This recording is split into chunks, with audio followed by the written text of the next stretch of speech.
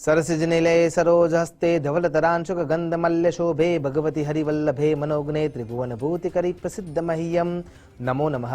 તમારા બધાનું સ્વાગત કરું છું આધ્યાત્મિક મહાશક્તિમાં। આજનો વિષય એટલે કે શ્રી યંત્ર। શ્રી કહેતા લક્ષ્મીજી અને લક્ષ્મીજી જ્યારે યંત્ર રૂપે આપણને સ્પષ્ટતાથી મળે છે, એ શક્તિ ઉર્જા તેજ આપણે આત્મસાત કરી શકીએ છીએ।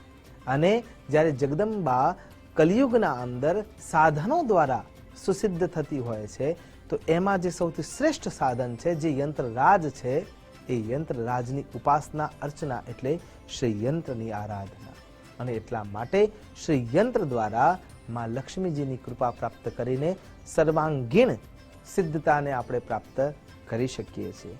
પણ આ શ્રી યંત્રની ઉત્પત્તિ કેવી રીતે થઈ, એના પાછળ કેટલીક ઘટનાઓ શાસ્ત્રોમાં વર્ણિત છે। મુખ્યત્વે 3 ઘટનાઓ જોવા મળે છે, એમાંથી એક ખૂબ જ પ્રચલિત છે। સૌથી પહેલા જો ઘટના અને કથાને આપણે વિચાર કરીએ તો આદિગુરુ જગતગુરુ શંકરાચાર્ય જ્યારે ભગવાન સાંબ સદા શિવની આરાધના કરે છે, અને સાંબ સદા શિવની આરાધનાના અંતે જ્યારે ભગવાન જટાટવી ગલજ્જલ પ્રવાહ પાવિત સ્થલે ગલે વલંબિલંબિતામ ભુજંગ તુંગ માલિકામ પ્રગટ થાય છે, અને પ્રગટ થઈને જ્યારે એને આશીર્વાદ આપવા માટે કહે છે, ત્યારે શંકરાચાર્યજી પ્રશ્ન કરે છે કે જન કલ્યાણ માટે, લોકોના હિત માટે હે ભગવાન એવી કઈ વ્યવસ્થા છે કે જેના થકી જન કલ્યાણ સરળતાથી થઈ શકે, એમાં પણ કલિયુગના સમયમાં। અને એ વખતે ભગવાન સાંબ સદા શિવ એમને શ્રી યંત્રની વિદ્યા શીખવે છે, અને એ શ્રી યંત્ર દ્વારા આપણે આજે પણ લાભ મેળવી શકીએ છીએ।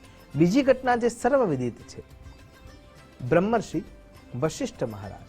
વશિષ્ઠ મહારાજ એવું પ્રણ લે છે કે હું જગદંબાને વૈકુંઠમાંથી પાછા લાવીશ, અને એ પાછા લાવવા માટે તપ પણ આચરે છે, અને તપના બળથી વૈકુંઠ સુધી પહોંચે છે।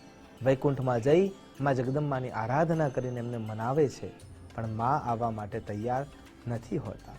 ભગવાન નારાયણની ઉપાસના કરીને, નારાયણને પ્રસન્ન કરીને માં જગદંબાને ફરીથી રીઝવવા માટે જાય છે, ત્યારે માં જગદંબા નારાયણનું માન રાખવા માટે થઈને એમ કહે છે કે હું આવીશ ખરા, પણ મને લાવવા માટેનો કોઈ યોગ્ય માર્ગ હોવો જોઈએ। અને માં ત્યારે એ સમયે આવવા માટેની ના કહી દે છે। નારાજગી સાથે માં બેઠેલી છે, ને એ સમયે વશિષ્ઠ મહારાજ પણ ત્યાંથી હારીને પાછા વળી જાય છે। પણ ત્યાંથી એ સીધા સ્વર્ગલોકના ગુરુ એવા બૃહસ્પતિ મહારાજને મળે છે, અને બૃહસ્પતિ મહારાજ શ્રી યંત્ર રચીને ત્યાં માં જગદંબાનું આરાધના કરવા માટે તત્પરતા દાખવે છે, અને પૃથ્વીલોક પણ તમામ પ્રકારના યોગ્ય બ્રાહ્મણો સાથે, બ્રહ્મર્ષિઓ સાથે, રાજર્ષિઓ સાથે દેવગુરુ બૃહસ્પતિ વિરાજમાન થાય છે, અને માં જગદંબાનો યજ્ઞ થાય છે। ઓમ હિરણ્ય વર્ણામ હરિણીમ સુવર્ણમ રજત સ્રજામ ચંદ્રામ હિરણ્મયીમ લક્ષ્મીમ જાતવેદો મમાવહ તામ આવહ જાતવેદો લક્ષ્મી મનપગામિનીમ યસ્યામ હિરણ્ય બિંદેયમ ગામશ્વમ પુરુષાનહમ।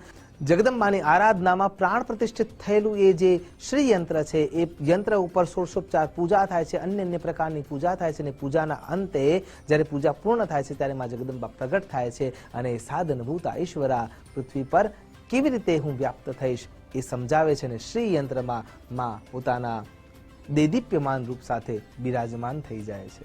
ત્રીજી ઘટના છે, ભગવાન સાંબ સદા શિવને પૃથ્વીના સાર રૂપે, સંસારના સાર રૂપે, 14 બ્રહ્માંડના સાર રૂપે, આ ત્રણેય લોકના સાર રૂપે માં પાર્વતી એવો પ્રશ્ન કરે છે કે આ પૃથ્વીનો સાર શું છે?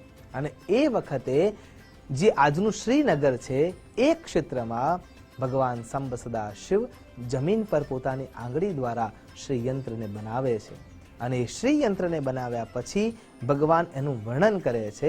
એ વર્ણન જે છે એ ખૂબ જ મહત્વનું છે।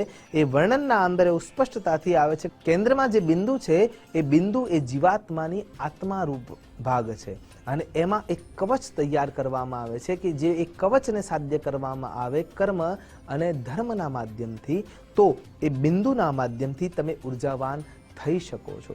એટલે કે કેન્દ્રમાં જે બિંદુ છે, એ બિંદુ જ અંડજ, સ્વેદજ, જરાયુજ અને ઉદ્ભિજ રૂપનું કામ કરતું હોય છે, અને એમાંથી જ સંપૂર્ણ સંસાર વ્યાપ્ત થતો હોય છે। એમાં ભગવાન સાંબ સદા શિવના 4 ત્રિકોણ અને માં પરાંબાના દેવીના 5 ત્રિકોણનો ભાગ જોવા મળે છે, અને એના થકી એ જે 9 પ્રકારના ત્રિકોણ રચાય છે એ 10 ખૂણાઓના વ્યાપ્ત ત્રિકોણોમાંનો ભાગ છે. જમીન ઉપર જે યંત્ર દોરાઈ રહ્યું છે એટલા માટે જમીનનો ભાગ જે 10મો ભાગ છે એ ત્યાં નીચેના ભાગમાં છે, એટલા માટે 9 ખૂણાના 9 ત્રિકોણ તૈયાર થતા હોય છે. એમાંનો જે એક ત્રિકોણ જે બિંદુના વચ્ચેનો છે એ જીવાત્માનો ત્રિકોણ છે, એ કવચ રૂપે તૈયાર થયો છે. અને એના ઉપરના જે 8 ત્રિકોણ જે તૈયાર થાય છે એ અષ્ટવસુ માટે છે.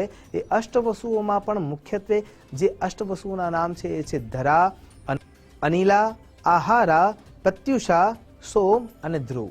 આ 8 પ્રકારના જે વસુ છે એ વસુઓ માટે એ ત્રિકોણના ભાગ પડે છે. ટોટલ શ્રીયંત્ર ઉપર જે ત્રિકોણોનો ભાગ દેખાય છે એ ટોટલ 43 પ્રકારના ત્રિકોણોનો વ્યાપ્ત છે. 3 કોણ એટલે 3 દોષોનો નાશ કરનાર શક્તિ, 3 કોણ એટલે 3 આધ્યાત્મિક, આદિદૈવિક, આદિભૌતિક એ 3 પ્રકારના અધ્યાત્મના ગુણોને નાશ કરનારો સમુદાય. એના પછી આદ્ય, મધ્ય અને અંત્ય એ 3 નાડીઓને કંટ્રોલ કરવા વાળો સમુદાય. અને એનાથી આગળ સત્વ, રજસ અને તમસ એ 3 પ્રકારના ગુણોને કંટ્રોલ કરવાનો સમુદાય. આમ એ વલયો તૈયાર થતા હોય છે. એ 43 વલયોના અંદર જ્યારે 8 કોણના ત્રિકોણ આપણે વ્યાપ્ત કરી લઈએ છીએ એના પછી જે શરૂઆત થાય છે એ 14 મન્વંતરના ત્રિકોણ જોવા મળે છે. અને 14 મન્વંતર એટલે જ્યારે એની ગણતરી કરવામાં આવે તો 72 મહાયુગ થાય ત્યારે એક મન્વંતર થતો હોય છે આપણા વૈદિક ગણિત પ્રમાણે.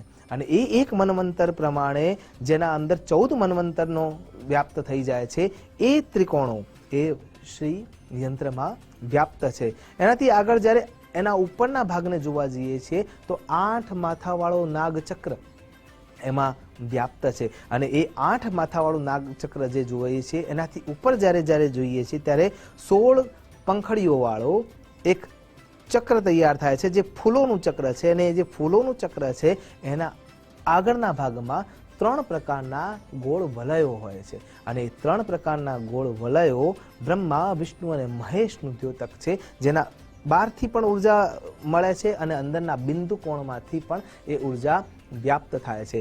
એટલે કે જે પૃથ્વી પર છે અથવા જે બ્રહ્માંડમાં છે તે જ પિંડમાં છે. એટલે કે જે યથા બ્રહ્માંડે તથા જીવાત્મને એટલે આપણા શરીરમાં પણ એ જ પ્રકારની ઉર્જા આ પ્રમાણે જોવા મળતી હોય છે. અને 3 પરત જે ઉપરની થઈ છે એ જે વૃત્ત તૈયાર થયા છે એના ઉપર એ 3 પરતોને જો આપણે સમજવા જઈએ તો સૂક્ષ્મ શરીર, સ્થૂળ શરીર અને કારણ શરીર. અને એ 3 શરીર પાછળના ભાગમાં 4 પ્રકારના ખુલ્લા ભાગ જોવા મળે છે. અને 4 જે ચતુષ્કોણ રચાય, 4 કોણ જે ઉપરના ભાગમાં જે ખુલ્લા છે એ ધર્મ, અર્થ, કામ અને મોક્ષ આ 4 પુરુષાર્થને બતાવે છે. અને એ 4 પુરુષાર્થને પાર પાડવા માટેની જે શક્તિ છે એ શ્રી યંત્રમાં વ્યાપ્ત છે. એટલા માટે જ્યારે પાર્વતીજીએ પ્રશ્ન પૂછ્યો ત્યારે શ્રીનગરમાં ભગવાન સાંબ સદા શિવ દ્વારા રચિત જે શ્રી યંત્ર છે એ સમજાવતા ભગવાન એમ કહે છે કે આ 43 કોણના અંદર સંપૂર્ણ સૃષ્ટિનો સાર સમાયેલો છે. પંચ કર્મેન્દ્રિય, પંચ જ્ઞાનેન્દ્રિય 10 મહાવિદ્યાઓ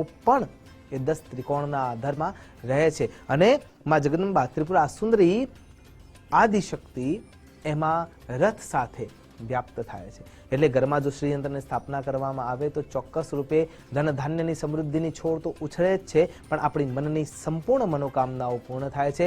આશા કરું છું માં જગદંબા, પરંબા, રાજ રાજેશ્વરી, સાધનભૂતા ઈશ્વરા આપણા સૌની મનોકામના પૂર્ણ કરે એ જ અભ્યર્થના સાથે નમસ્કાર. અસ્તુ સદા શિવોહમ. નમો